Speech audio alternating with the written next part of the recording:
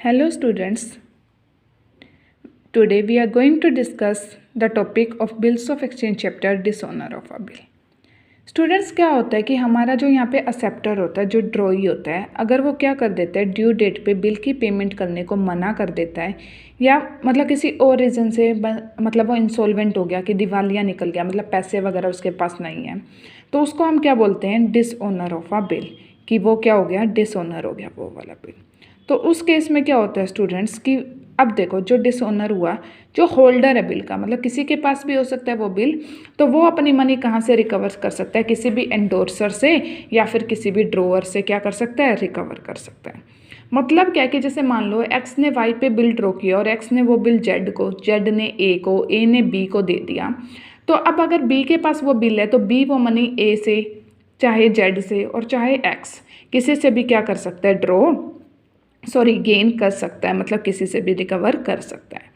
तो उसके लिए क्या करना होगा स्टूडेंट, सबसे पहले जो होल्डर होगा उसको पहले एक नोटिस डिसऑनर को क्या करना होगा, हर अपने ड्रोअर और एंडोर्सर को देना होगा, क्या करने के लिए कि ये पर्सन जो लायबल था पेमेंट करने के लिए, अब इसने क्या कर दिया डिसऑनर हो गया, मतलब कि इसकी तरफ से कोई भी मनी मुझे रिसीव नहीं हो रही। उसके बाद क्या कहता है स्टूडेंट, नोटिंग चार्जेस क्या होते हैं कि ये फैक्ट पूरा अच्छे से वो करने के लिए कि हाँ सच में वो पेमेंट नहीं कर रहा, तो जो होल्डर होता है एक बिल, होल्डर किसी बिल का, तो वो क्या करता है, वो जो बिल होता है उसको हैंड ओवर करता है किसको, एक नोटरी पब्लिक को, जिसको हम कौन अपॉइंट करता है, कोर्ट अपॉइंट करता है। नोटरी पब्लिक क्या करता है, वो बिल को फिर से प्रेजेंट करता है उस ड्रॉई के सामने कि आप इसकी पेमेंट करो, और ड्रॉइंग अगर फिर भी रेफ्यूज़ कर देता है तो नोटरी पब्लिक क्या करता है, डिक्लेयर कर देता है कि वो पर्सन पेमेंट नहीं कर रहा। तो नोटरी पब्लिक इसके लिए क्या करता है, कुछ चार्जेस चार्ज करता है और उस चार्जेस की पेमेंट किसको करनी पड़ती है, होल्डर को करनी पड़ती है, और बाद में वो पेमेंट होल्डर क्या कर सकता है उस पर्सन से, मतलब जो ड्रॉई है उससे रिकवर कर सकते हैं, क्योंकि उसको पेमेंट क्यों करनी पड़ी, क्योंकि ड्रॉई ने क्या किया था, ये बिल की पेमेंट नहीं की थी। तो एंट्रीज की बात करते हैं स्टूडेंट्स, तो हम फर्स्ट केस डिस्कस करते हैं जब बिल क्या कर रखा है ड्रॉअर ने रिटेन करके अपने पास रखा हुआ है मेच्योरिटी की डेट तक। तो देखो जैसे ही आपका बी आर डिसऑनर हुआ, तो बी आर पहले क्या किया होता है डेबिट, तो अब क्या कर देंगे क्रेडिट, तो एंट्री क्या करेंगे, और वाई जो आपका पर डेटर है वो फिर से आपका डेटर बन जाएगा, पहले तो वो बी आर में कन्वर्ट हो गया था, तो अब एंट्री क्या करेंगे, Y debited to B R account. उसके बाद क्या कहता है स्टूडेंट्स की वाई एक्स ने क्या किया होगा, कैश भी पे किया होगा, यहाँ एक्स आपका ड्रॉअर है और वाई ड्रॉई है, तो एक्स ने कैश पे किया, लेकिन वो कैश कहाँ से रिकवर करेगा एक्स, वाई से, तो वाई को क्या बनाएगा अपना डेटर की, वाई पहले जितनी अमाउंट का डेटर था उससे अब इंक्रीज हो जाएगा, तो एंट्री क्या करेंगे, Y debited to cash, cash को क्रेडिट क्यों किया, क्योंकि वाई एक्स ने क्या की, कैश में नोटिंग चार्जेस की पेमेंट की है। तो स्टूडेंट्स ड्रॉई क्या एंट्रीज करेगा उस डेट को, वाई, तो वाई क्या करेगा, बीपी जो उसकी लायबिलिटी थी क्रेडिट वो अब खत्म हो गया, क्योंकि उसने बीपी को ही पेमेंट नहीं की, और एक्स उसका फिर से क्या बन गया, क्रेडिटर बन गया। उसके बाद क्या होगा स्टूडेंट्स कि वह एक्स को अपने क्रेडिटर को फिर से इंक्रीज कर देगा कि मुझे एक्स को क्या करने हैं 100 रुपीज़ और देने हैं, किस लिए, नोटिंग चार्जेस, और नोटिंग चार्जेस को डेबिट करेंगे, क्यों, क्योंकि नोटिंग चार्जेस क्या होता है, एक्सपेंस होता है। तो आप दोनों एंट्रीज को कंबाइन करके भी कर सकते हो स्टूडेंट्स कि यहाँ पे डेबिट के सेम, तो आप क्या करोगे, entry Y debited to B R and to cash, और यहाँ पे आपका एक्स क्रेडिट सेम है, तो यहाँ आप क्या एंट्री करोगे, BP account debited, noting charges account debited to X. Illustration देखते हैं स्टूडेंट्स, इसके ऊपर हमें इलस्ट्रेशन नंबर 12 में क्या गिवन है, on 1 January 2014 X sold goods to Y for 20,000 less 2% cash discount, कि 1 जन 2014 को एक्स ने क्या किए, वाई को गुड्स सेल किए कितनी वैल्यू के, 20 के, और 2% कैश डिस्काउंट, वाई ने 50% की पेमेंट इमीडिएटली क्या कर दी, पे कर दी, और 2 मंथ्स का एक्स ने वाई के ऊपर बिल ड्रॉ कर दिया और वाई ने बिल को एक्सेप्ट भी कर लिया।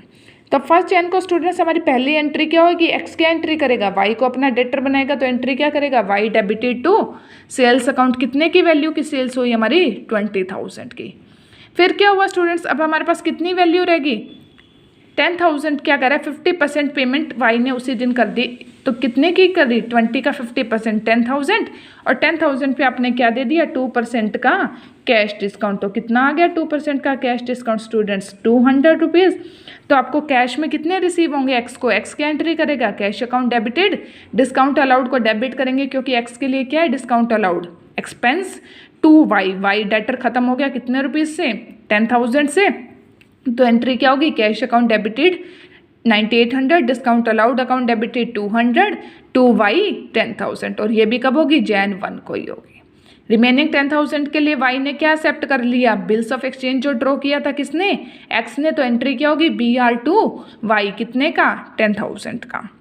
तो सेम वे में स्टूडेंट्स वाई क्या एंट्रीज करेगा अपनी बुक्स में उसके लिए, तो Jan 1 को वाई एंट्री करेगा परचेजेस टू एक्स की, उसने परचेजेस की किससे, एक्स से, कितने की, 20,000 की। तो एक्स के लिए जो डिस्काउंट अलाउड एक्सपेंस था वही वाई के लिए क्या हो जाएगी, इनकम। तो वाई क्या एंट्री करेगा कि एक्स को उसने पेमेंट की है, तो एक्स क्या है यहाँ पे, रिसीवर, तो एक्स क्या एंट्री, एक्स को डेबिट करेंगे और क्या करेंगे, कैश चला गया, कैश हमारा रियल अकाउंट है, और डिस्काउंट रिसीव्ड हुआ नॉमिनल, क्रेडिट करेंगे क्योंकि हमारी इनकम हुई। तो एंट्री क्या करेंगे, Y to cash to, sorry X to cash to discount received कितने का, 10,000 का, एक्स डेटर को पेमेंट हुई,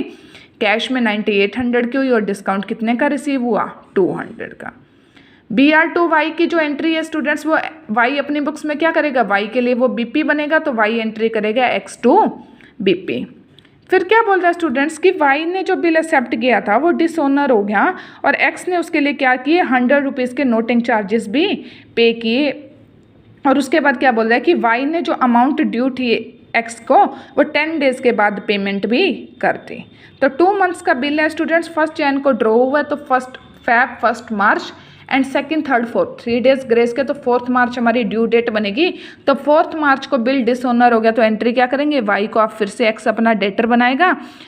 BR कितनी अमाउंट का कैंसिल हुआ, 10,000 का, और 100 रुपीज़ के नोटिंग चार्जेस, तो वाई कितने का डेटर बना आपका, 10,100 का। नोटिंग चार्जेस के लिए एक्स क्या करेगा, कैश को क्रेडिट, क्योंकि एक्स ने क्या की है, कैश में नोटिंग चार्जेस की पेमेंट की है। सेम डेट को March 4 को वाई क्या एंट्री करेगा, BP क्या हो गया, कैंसिल, तो BP को डेबिट कर देंगे।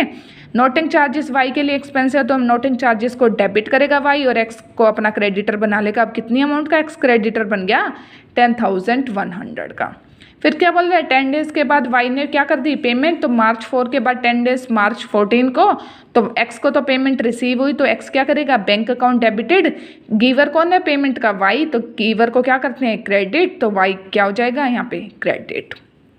और उसके बाद क्या होगी, वाई की बुक्स में डेबिट था रिसीवर, रिसीवर कौन है, एक्स, तो एक्स को डेबिट कर देंगे, और बैंक से क्रेडिट द, डेबिट था रिसीवर, क्रेडिट था गिवर, बैंक हमारा पर्सनल अकाउंट है, और गिवर कौन है, वाई, तो बैंक को क्या कर देंगे, क्रेडिट कर देंगे। Okay students.